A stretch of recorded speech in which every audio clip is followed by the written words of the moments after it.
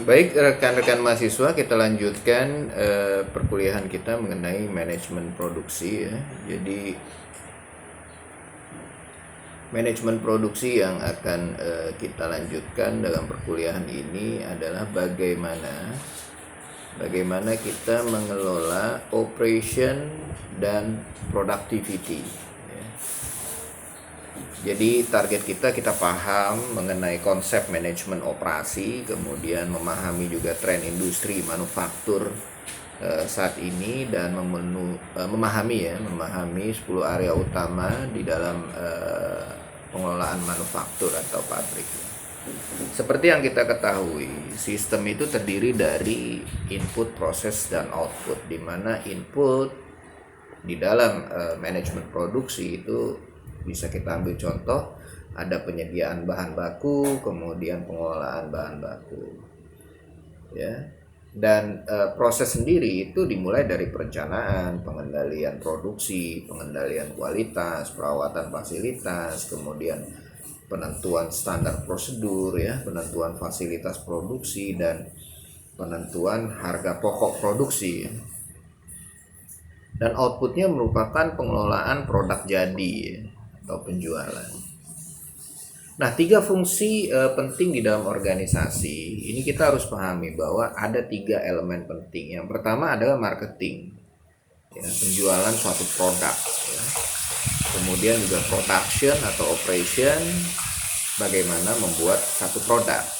Kemudian finance dan accounting ya, bagaimana melakukan pengelolaan cash flow ya, keluar masuknya keuangan di perusahaan. Nah, organisasi chart yang ada di dalam industri manufaktur ini biasanya kalau di marketing tentunya ada sales promotion, ada advertising ya, ada sales, market research ya. Kemudian di finance dan accounting sendiri ada receivables ya, payables ya, kemudian ada fund management, ada money market, international exchange, ada stock issue, bond issue, and recall ya. Istilah-istilah ini harus Anda pahami sehingga Anda tidak hanya fokus terhadap operationnya saja, tidak fokus terhadap produksinya saja. Pada saat bicara manufaktur, 3 aspek tersebut atau 3 elemen tersebut menjadi satu kesatuan. Di operation kita sudah familiar dengan fasilitas, construction ya maksudnya, maintenance, ada production, inventory control ya, kemudian ada quality assurance ya, ataupun juga quality control, ada supply chain ya, rantai pasok. Di manufacturing sendiri tentunya ada tooling ya, fabrikasi, assembly, perakitan, kemudian ada desain ya, bagaimana pengembangan produk, pengembangan desain ya, atau spesifikasi spesifik dari desain. Kemudian ada industrial engineering, ada efisiensi penggunaan mesin ya, kemudian ada efisiensi ruangan ya atau personel ya. Itu bagian yang memang jadi fokus di operation, termasuk juga proses analisis ya, development, installation, and production tools and equipment. Nah,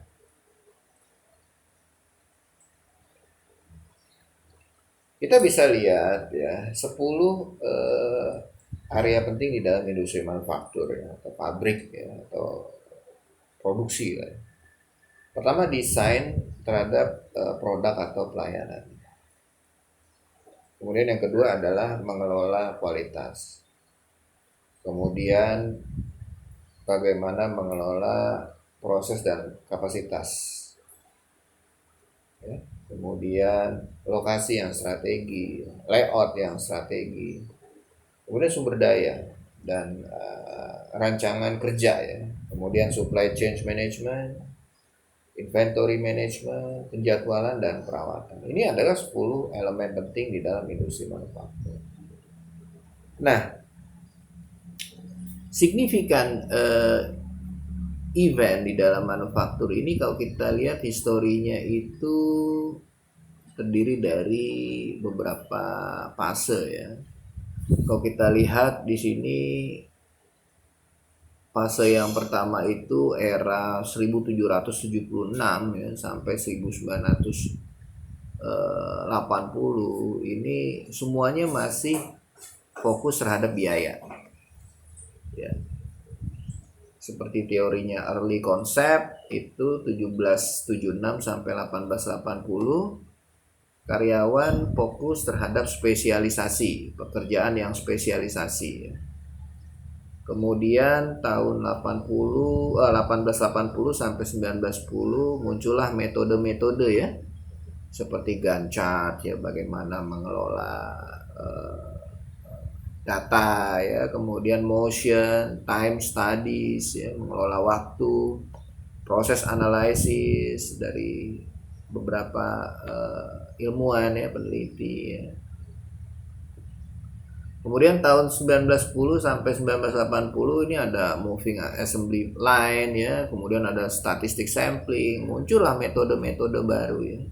Economic order ya, linear programming, material requirement planning ya, itu semua muncul di era tersebut. Kemudian naik ke quality focus ya, era selanjutnya lean production era, itu tahun 80-95 kita ketemu dengan just in time ya, CAD ya, computer aided design, kemudian electronic data interchange ya, total quality management, Kanban dan lain sebagainya. Kemudian sekarang ini di era-era terakhir nih 1995 sampai 2010 ini mass customize era ya, ada globalisasi ya, internet, e-commerce ya, learning organization, supply chain management, dan masih banyak lagi.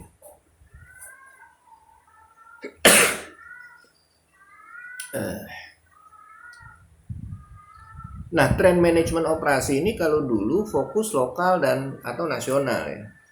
Kemudian jumlah pengirimannya langsung besar, pembelian dengan penawaran, pengembangan produk yang lama, kemudian juga produk yang terstandarisasi, spesialisasi pekerjaan, dan fokus pada biaya rendah ya. Namun penyebabnya kita harus tahu nih, biaya rendah ya komunikasi global yang handal dan jaringan transportasi tentunya ya. Ya, tapi kalau misalkan tadi fokus lokal tadi ya, ya memang menyebabkan seperti itu. Tapi kalau masa depannya ya kita fokus ke global gitu. Ya. Mungkin kalau jumlah pengiriman besar ya, kedepannya seperti apa? Just in time, penawaran yang rendah ya, kita pakai supply chain management, perencanaan SDM, atau dengan e-commerce untuk menyesuaikan ini. Pengembangan produk ya tentunya kita harus aliansi ya, kemudian desain bekerja sama gitu kan, kemudian standarisasi ya kita harus customize massal ya, penekanan pada kualitas, spesialisasi pekerjaan ya pemberdayaan pekerja ya, perampingan proses ya, kemudian fokus pada biaya rendah ya, tentunya harus ada ramah lingkungan ya, bahan yang bisa didaur ulang. Nah, pergeseran fokus strategi ini jadi parameter keuangan dan parameter non keuangan, sehingga perusahaan yang berkompetisi di era sekarang ini harus meningkatkan kemampuannya untuk mengeksploitasi intangible asset lebih baik dari sekedar mengelola tangible asset. Apa itu intangible asset? Nanti kita akan bahas lebih dalam lagi. Jadi tantangan industri global itu fast ya, harus cepat, fleksibel, error free, green, lean, dan cheap ya. Nah, tantangan di dalam operasi kita itu kita harus benar-benar pahami bahwa apa sih tantangan di proses kerja Anda dan apa tindakan perbaikan yang perlu dilakukan. Dari sisi 5 hal plus 1. Yang pertama dari sisi material. Apa tantangannya? Apa tindakan perbaikan yang harus dilakukan? Mesin. Apa yang menjadi tantangan saat ini dan apa yang harus diimprove ke depan? Metode. Ya, sama Apa tantangan saat ini dan perbaikannya seperti apa. Orang, man, ya, apa tantangannya dan apa yang harus diimprove untuk kita bisa survive. Measurement, pengukuran, apa yang harus kita lakukan dan tantangan untuk menangani tantangan tersebut. Dan juga isu berkaitan dengan lingkungan. Demikian perkuliahan manajemen produksi kali ini dengan fokus kita terhadap bagaimana kita mengelola operasi dan produktivitas pekerja di manajemen produksi atau di pabrik atau di manufaktur. Dan ini juga bisa diterapkan di services. Baik, terima kasih. Wassalamualaikum warahmatullahi wabarakatuh.